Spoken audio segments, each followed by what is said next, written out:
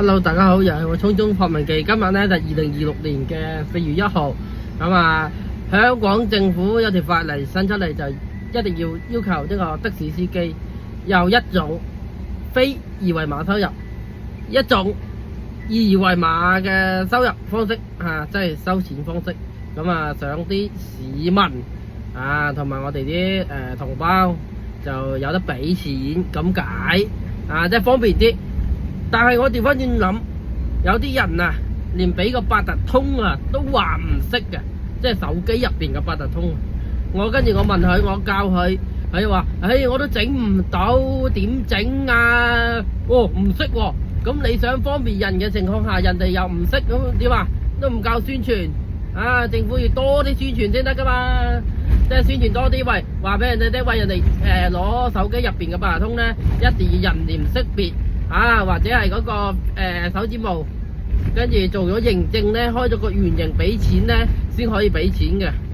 跟住啲人咧就話：我平時搭地鐵就咁嘟都得噶啦喎，就咁嘟人哋話搭地鐵嘟咦？人哋話嘟唔到跟住我話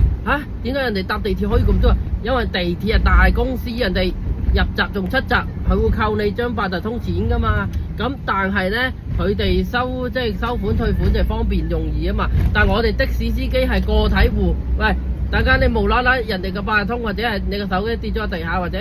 咩嘅，或者掉咗咩嘅，喂，俾人執到，人哋咪係咁使晒你手機入邊嘅八達通信用卡啲錢使晒不過咧，我就好醒目，我自己有個呢個問題就話，喂，我唔擺信用卡，我唔擺呢個八達通落去呢個咩嗰個叫咩手機入邊，因為我以前試過咧係好想買嘢成日想到自己個人睇到個錢喺度，仲有千幾兩千蚊喺個八達通買嘢嘟咁跟住咧就好錢都使咗咯，跟住就跟住而家揸的士收現金量係最好噶啦，收現金量收現金使現金有幾多使幾多，就唔會窮又唔會悔穿窿真係喎，冇呃你嗱。所以八達通咧，我就寧願好似自己咁攞個實體八達通我俾你睇下實體嘅迷你版八達通，咁咧就最方便啦。咁你買晒咪入錢入滿3000去咯，入滿3000咁係咁使到冇啦，跟住入滿3000，咁仲好咯